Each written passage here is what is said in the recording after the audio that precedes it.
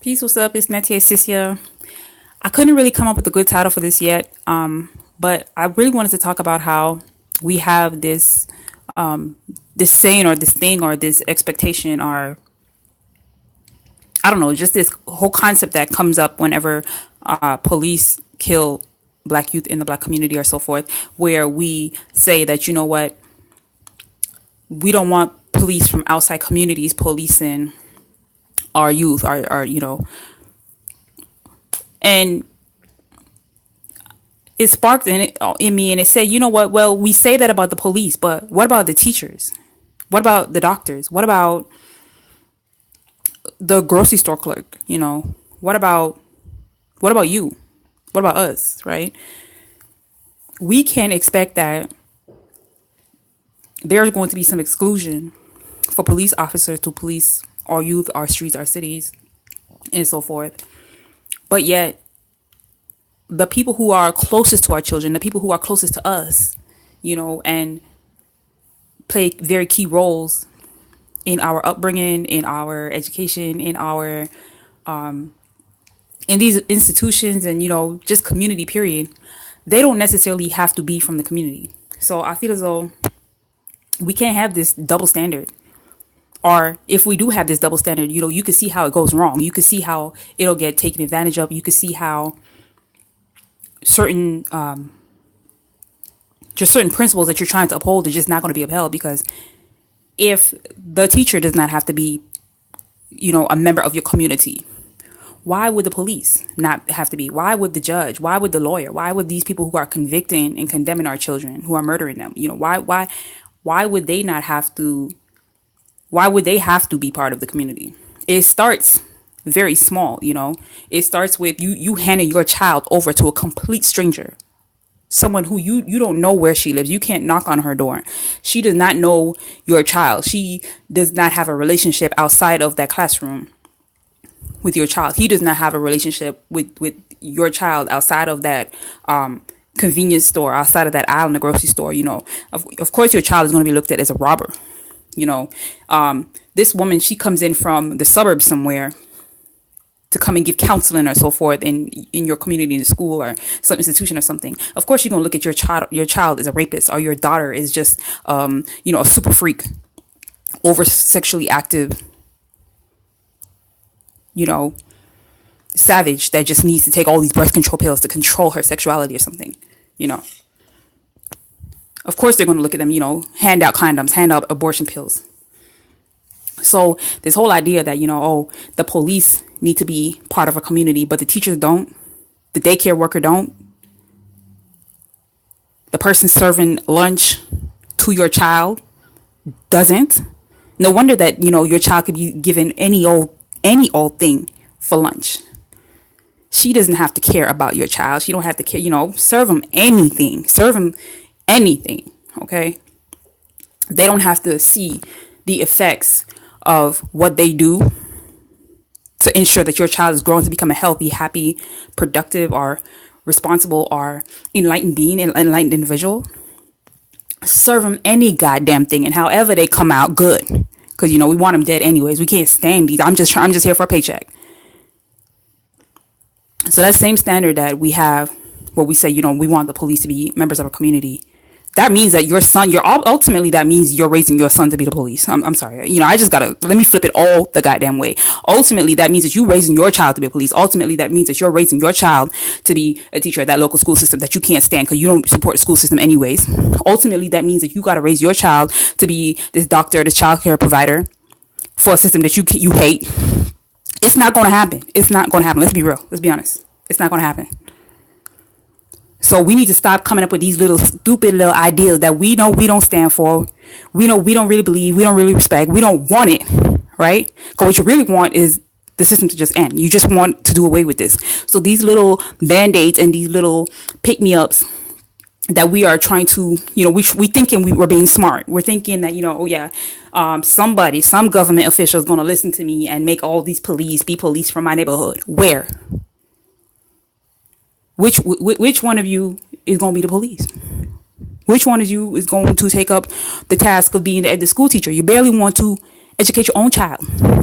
But now you want these people to be part of your community, from your community. That's where, we got to step up. If that's the case, we got to step up and fill those shoes and stop looking towards, so now you're basically saying that you want, what do they call this again, where white people come into your neighborhood and they buy all the houses and they kick all the black people out, raise the rent. Damn, the word is like on the tip of my tongue, but basically now you're saying that you want that, because that's how that would look if you really wanted the police to be from your neighborhood. Okay, well, we're going to buy this house, price you out, and now we're going to be your teacher and your police. Yeah, gentrification. Thank you, from Zeus Flippy. That's what that looks like. So we need to stop. You got to be careful what you ask for. You got to be very careful what you ask the universe for, because you will get it. And I feel like so many black people are just playing these little games. They're playing these. It's procrastination, really, because we know that we have a divine role that we need to fill. We know that we need to be helping and healing each other. We know that we need to be giving each other more black love in the streets and so forth. But we keep playing these games, right? Waiting for something bad to happen, to act like we coming up with smart ideas that we are not going to implement. No power to implement. Not in any position to implement. So let's stop with that. Right. And I just wanted to make this video because first I was like, well, yeah, if you want the police to be from the community, you need the teacher to be from the community. You need the clerk to be from the community, the dentist, the doctor, and the whole, everybody. But that would amount to gentrification. And then people are going to complain about that. But really and truly, we know that like at the bottom of that, it's like either you just want the benefits of the system or you want the system to end, which is why we're not actively participating in the things that we say we want, as far as what I just mentioned. So you basically got to make up your mind, come off the fence. The easiest thing to do is just do away with the system altogether and do for self.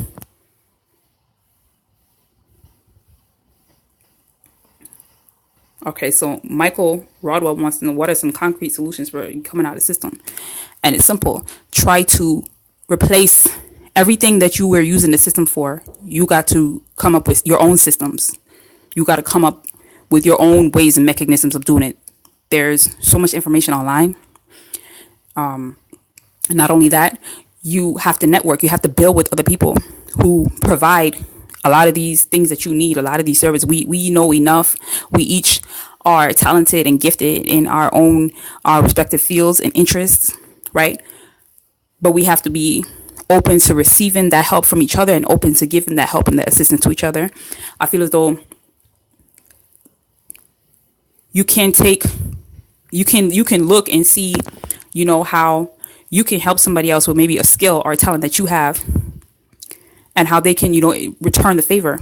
But I think the problem comes in when we expect something just because you do something, like just because you give, you expect something in return. You have to get to a state of where you are giving to the point where you are not necessarily expecting anything in return. And at the same time, you got to let go of a lot of stuff. You got to let go of a lot of this materialism, a lot of these sense of selves that you have, or sense of self that you have, where you think that you are a certain individual, a certain person. You think you're somebody in the matrix. And I see this a lot. I see these people that become very successful, right? I just watched somebody's a documentary, or like sort of bio, where this Trinidadian man who is like a a promoter. He's a very successful promoter, but he still can't he can't wrap his mind around why, even though he is such a successful promoter, that people still look at his field of work as deplorable or negative. Because I guess in his scope of peers or friends, promoters are looked at as sort of creeps, or they're looked at as perverts, or they're, it just seems to come with the territory, I guess, with the type of promotional work that he does, which seems to, be with clubs. But the problem is he has a very strong sense of self in the matrix. So he doesn't see how anything that you are, anything that you do in the matrix, you are going to be attacked. You are going to be looked down on. And if your sense of identity is built up in the matrix, that sense of identity can be torn down from the people in the matrix. So, what I watched him, he's actually struggling with that. You got all this money, all this wealth, you got your hair, as a man, even, he gets his hair done and all, whatever, shaved or whatever.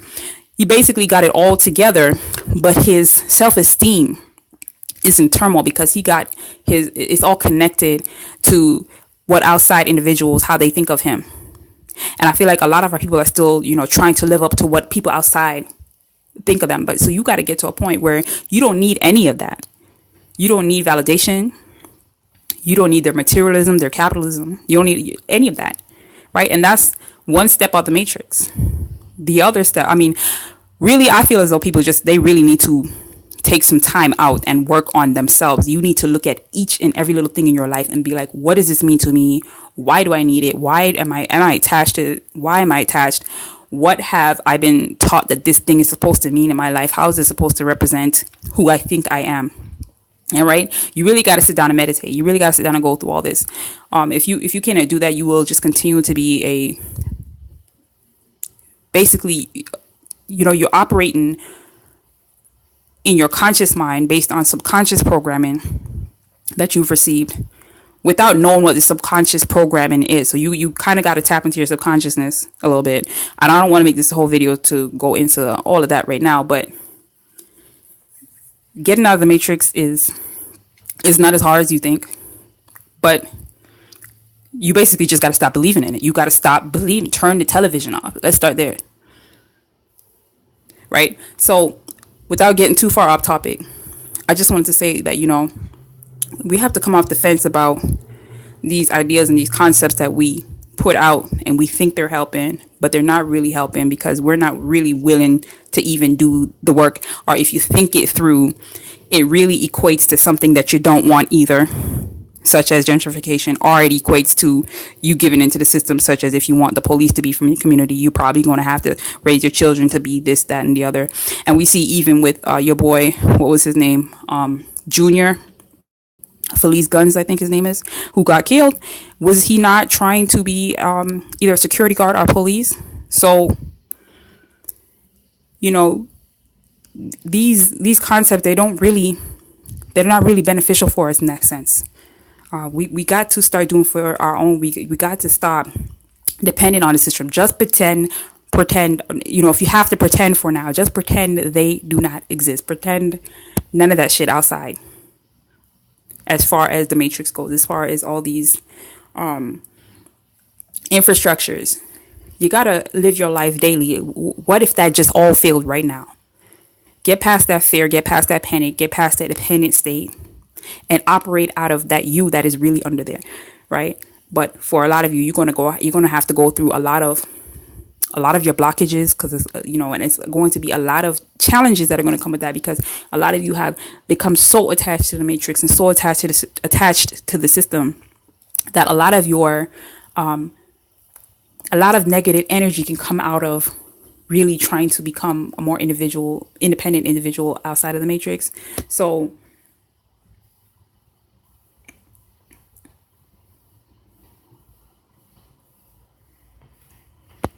why can't I see these comments? Hold on.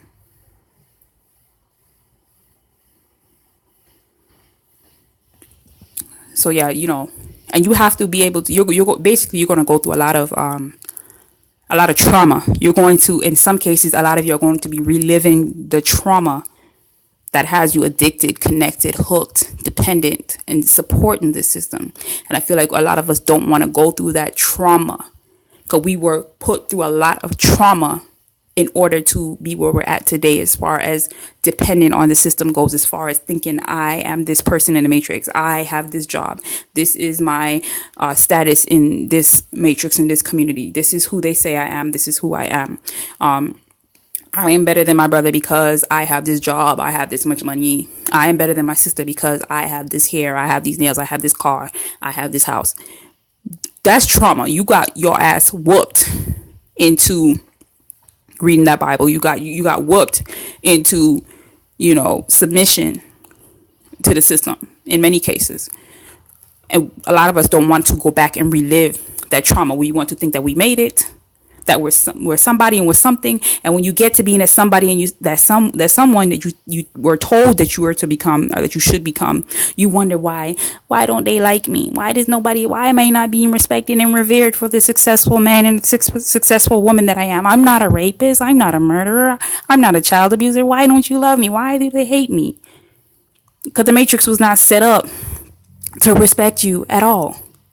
It was actually set up to kill you, to destroy you. And that's not something to take pride in either.